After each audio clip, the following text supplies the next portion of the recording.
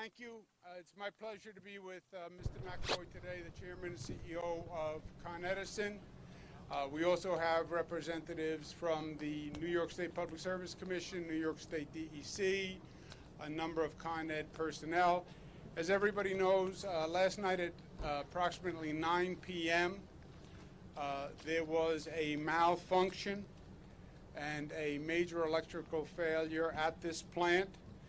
A piece of equipment that handles 138,000 volts of electricity, which is an extraordinary amount, malfunctioned.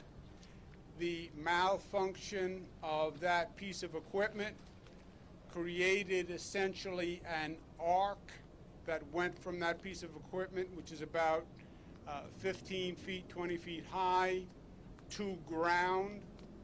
And the arcing of that electricity was basically a man-made lightning bolt from that arcing, which created a tremendous blue light, which people saw yesterday.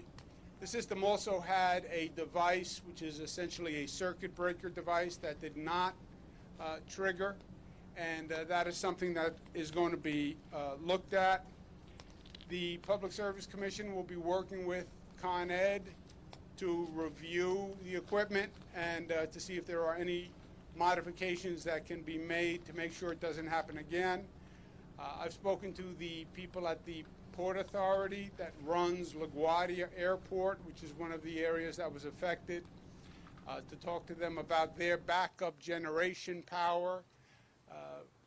We expect situations to develop, but the redundancy in the system is important, and having LaGuardia having backup generators that allow LaGuardia to function is something that we're going to further explore.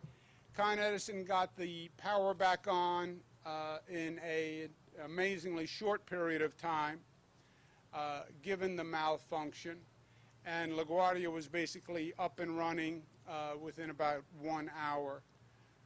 So I think the Con Edison handled the situation very well.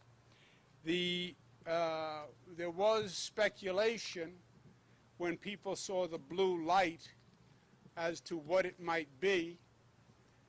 I'm a Queens boy, originally born and bred. People from Queens tend to be a little suspicious. There were some rumors that maybe it was an alien invasion, an alien light, UFO landing. And sometimes we can be skeptical of government bureaucracies. I saw the equipment, I saw the damage, I saw what was burned, and what it was is what it has been represented to be. It was an electrical malfunction. We did find one piece of evidence that is a little peculiar.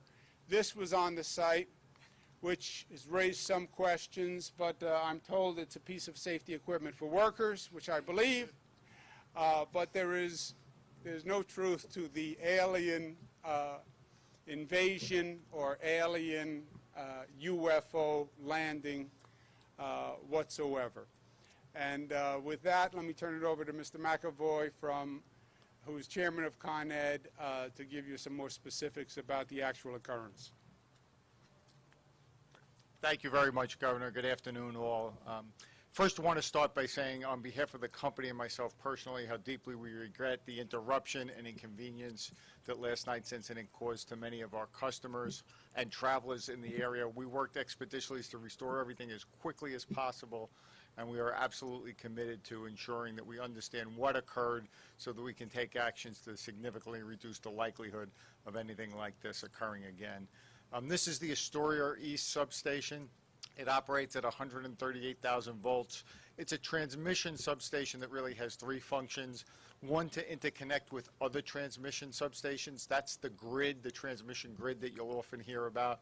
Second, to take the output of large generating plants, and there are several on this facility that interconnect here at the Astoria East substation. And third, to connect to lower voltage substations that then bring the power to the actual customers, business and residential customers, for their use.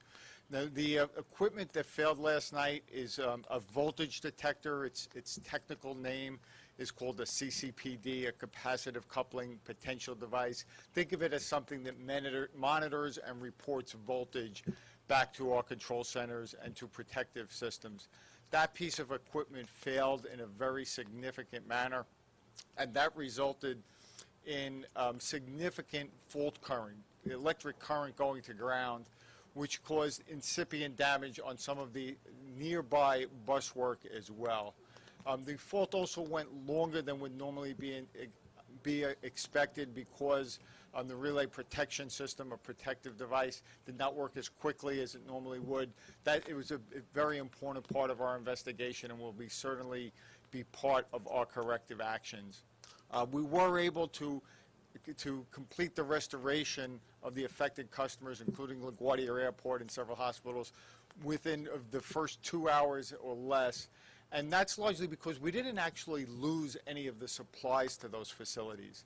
There was a significant system disturbance, a voltage fluctuation, and equipment at those facilities saw that as a fault, and they opened up. And basically what needed to be done was to reset that equipment. So the fact that the supplies remained intact was a big part of why we were able to recover the system as quickly as possible.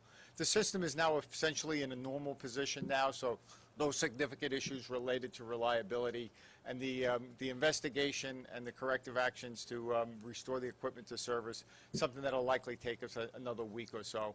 But in the meantime, we wouldn't expect any other customer impact, and that we'll be committed to making sure that we understand what happened and we take the right actions to prevent it from happening again in the future. And I'd be happy to take any questions that any may have. Yeah, quick question. Is there any concern about any particulate matter that might have gone into the air because things were burning? Yeah, so whenever there is a fire, there is absolutely concern about particulate matter. It was relatively short in time, and it was here. You see this is something of an isolated facility, as much as you can have one in New York City. But you're always concerned about particulate. We have no indications of any asbestos involvement in any of the equipment that was burnt or was part of the fire or the arcing condition. One other question. During Sandy, can you talk a little bit about, was there a sort of similar incident, not necessarily similar in scope or in the way that it captured people's attention, but something similar happened? Yeah, you're referring to the Sandy failure, which occurred at the 13th Street substation on the east side of Manhattan. Similar in respect that when high voltage electrical equipment fails, it often has with it a very significant arc. And frankly, when it happens at night on a clear sky, it is very dramatic. Again, I mentioned that this one is even more dramatic because it went a little longer than would normally have been expected. But it's not unlike the flash incident that was recorded from Brooklyn looking at Manhattan when Sandy occurred. But what I mean by that is that, was that also a voltage detector that malfunctioned, or was that a completely different reason for that? Completely different. That basically was the East River flooding, salt water impacting electrical equipment that resulted in that flash. Governor, you mentioned LaGuardia. How does an airport in New York City just shut down like that? Isn't there supposed to be some sort of uninterrupted power source that kicks in immediately? What happens is there was this station provides power to LaGuardia. The power went out. The FAA then basically closes flights to that airport. LaGuardia has backup power, but it's basically emergency backup power and not really a backup system that would allow the LaGuardia Airport to operate safely. The question this raises is how exorbitant would it be to put a backup system into LaGuardia that would actually allow LaGuardia to continue to function at the same rate? And that's something we're going to look into. But when an airport, LaGuardia, JFK, when they have a power shortage, any issue at the airport, the FAA issues a stop flight order to the airlines that are going in or taking off, and that's what happened here. It was restored roughly an hour later. So what will be done to prevent this from happening again? Any plans that are being... Well, Con Ed, as Mr. McAvoy said, is going to do an investigation. The PSC will work with him. Why did this piece of equipment fail? Why did the circuit breaker, analogous piece of equipment, fail? Could we have done anything different? And then we're going to be looking into the capacity of the backup generator for LaGuardia to see if it is indeed possible to run an airport on just backup power. Were residents ever in danger? Were residents ever in danger? I would say that there is the normal danger associated with a fire and smoke condition.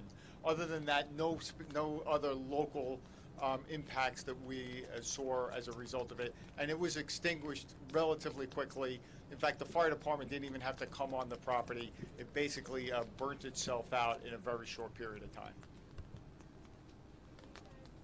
Anything else? Thank you, guys. Thank you very much.